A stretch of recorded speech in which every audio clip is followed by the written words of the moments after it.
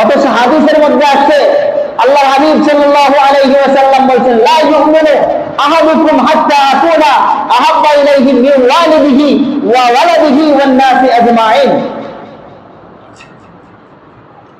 তোমরা ওই সময় পর্যন্ত খাঁটি মুমিন হতে পারবে না যতক্ষণ পর্যন্ত তোমাদের মহব্বত ভালোবাসার মাত্রা তোমাদের পিতামাতা সন্তানাদি এমনকি তোমাদের নিজের জানের চেয়ে বেশি যতক্ষণ পর্যন্ত আমার প্রতি না হয়েছে ততক্ষণ পর্যন্ত তোমরা খাঁটি মুমিন হতে পারবে না। লা ইউমিনু, তোমরা কেউ খাঁটি মুমিন হতে পারবে না। এজন্য খাঁটি মুমিন হতে গেলে, খাঁটি ইমানদার হতে গেলে রাসূলের প্রতি মহব্বত আর ভালোবাসার মাত্রা সবকিছুর চেয়ে বেশি বাড়াইতে হবে। দুনিয়ার সবকিছুর চেয়ে মহব্বতের ভালোবাসা একমাত্র রাসূলের প্রতি বাড়াইতে হবে। রাসূল হাদিসের মধ্যে বলছেন, হযরত ওমর ফারুক রাদিয়াল্লাহু তাআলা আনহু তিনি একদিন আল্লাহ হাবিব সাল্লাল্লাহু আলাইহি ওয়াসাল্লামকে বলতেছেন যে, আল্লাহ হাবিব, আমি তো আপনাকে ভালোবাসি, খুব মহব্বত করি। আল্লাহ হাবিব সাল্লাল্লাহু আলাইহি ওয়াসাল্লাম বললেন, তুমি কি তোমার জানের চেয়ে আমাকে বেশি মহব্বত করো?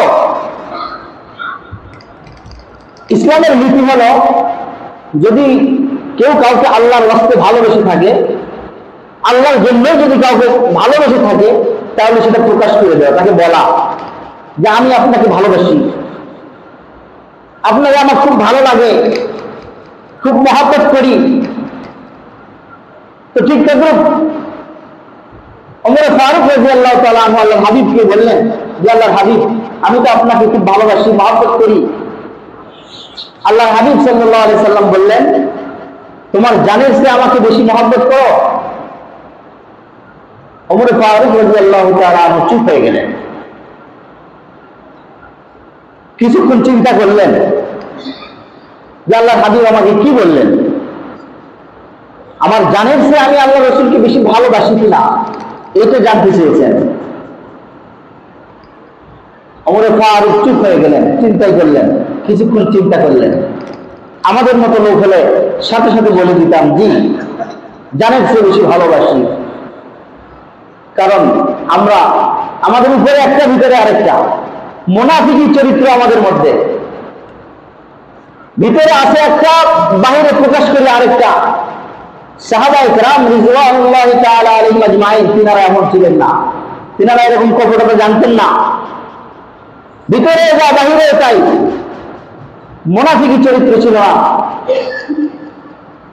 ওমর ফারুক রাদিয়াল্লাহু তাআলা আনহু কিছুক্ষণ চিন্তা করার পরে উত্তর দিলেন যে, আল্লাহর হাবিব, আমি তো আপনাকে খুব ভালোবাসি, মহব্বত করি, ঠিক আছে, কিন্তু আমি আমার জানের চেয়ে বেশি মহব্বত করি না।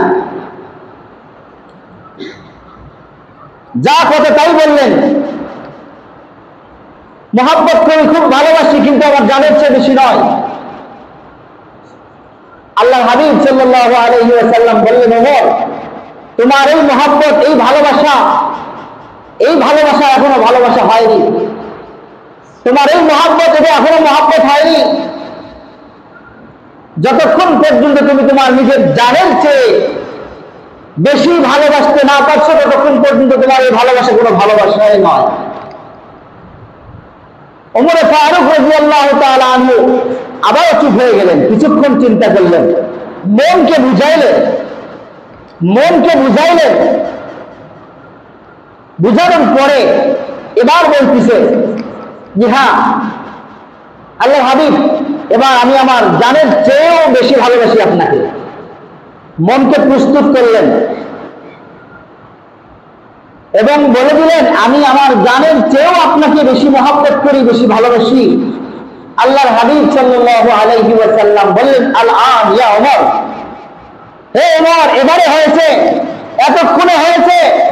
তোমার ভালোবাসা, প্রকৃত ভালোবাসা দুনিয়ার সব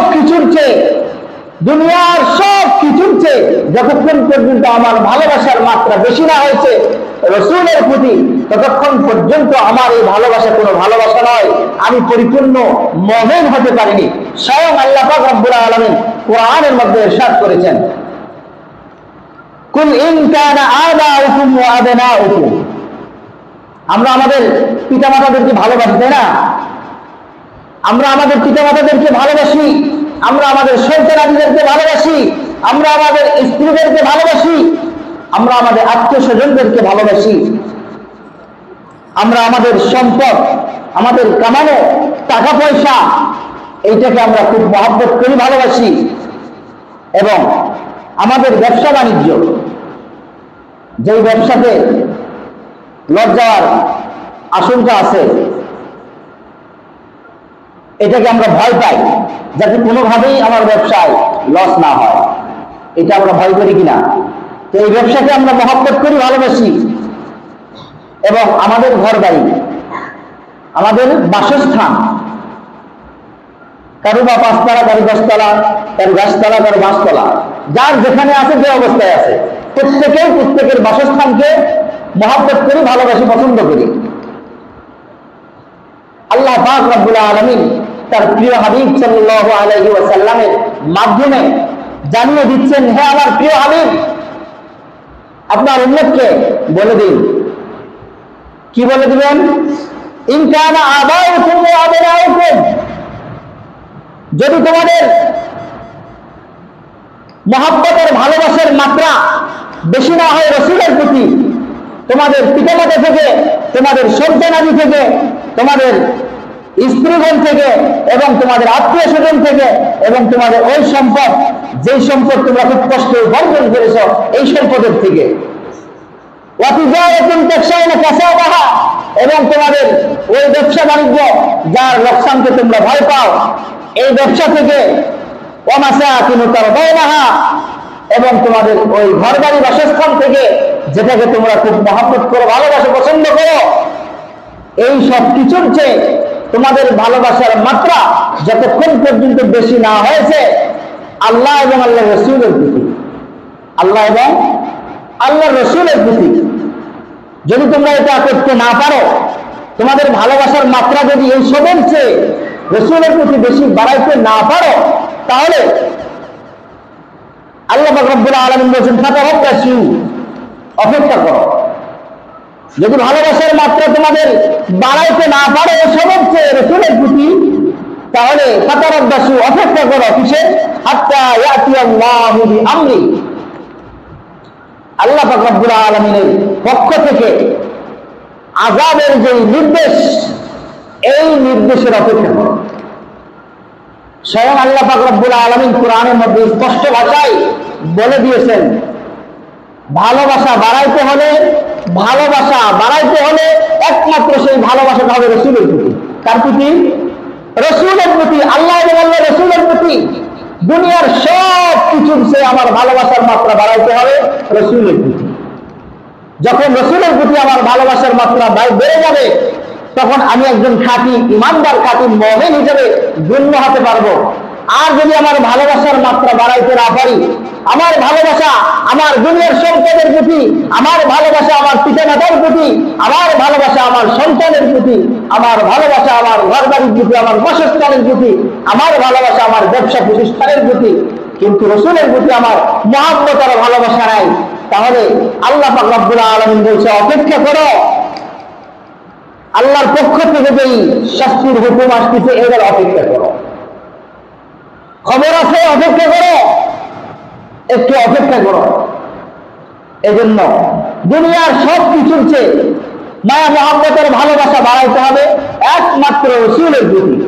যদি রসুলের প্রতি আমাদের মহব্বত আর ভালোবাসা বাড়াইতে পারি, তাহলে কেবলমাত্র আমরা খাঁটি ইমানদার এবং মুমিন হিসেবে গণ্য হতে পারবো। এজন্য আল্লাহ রাসূল বলেছেন, লা ইউমিনু আহাদুকুম হাত্তা আকুনা আহাব্বা ইলাইহি মিন ওয়ালিদিহি ওয়া ওয়ালাদিহি ওয়ান নাসি আজমাইন। খাঁটি মুমিন যদি হতে চাও, খাঁটি ইমানদার যদি হতে চাও, তাহলে দুনিয়ার সব কিছুর চেয়ে তোমার মায়া মহব্বত আর ভালোবাসা বাড়াও রসুলের প্রতি। যে রসুল আমার জন্য তার আরাম আয়েশের কথা ভুলে গেলেন, আমার জন্য তার নিজের সব কিছুকে বিসর্জন দিয়েছেন, সেই রসুলের প্রতি যদি আমি মহব্বত আর ভালোবাসা বাড়াইতেই না পারি, তাহলে আমি রসুলের উম্মত দাবি করে আমার লাভ কি? আমি রসুলের উম্মত দাবি করে আমার লাভ কি? আমি ধোঁকাবাজ উম্মত, আমি খাঁটি উম্মত হতে পারিনি। আমি ধোঁকাবাজ, আমি বাটপার, আমি নামধারী রসুলের উম্মত। খাঁটি উম্মত আমি হতে পারিনি। আল্লাহ পাক রব্বুল আলামিন আমাদের সকলকে রাসূলের খাঁটি উম্মত হওয়ার তৌফিক দান করুন। সকল বলুন আল্লাহুম্মা আমিন। যারা আমরা সুন্নত করে নিই, যারা সুন্নত করে নিই, সবাই একটু সামনের দিকে আগানোর চেষ্টা করি। পিছনে ভাইরা দাঁড়িয়ে আছে, সামনে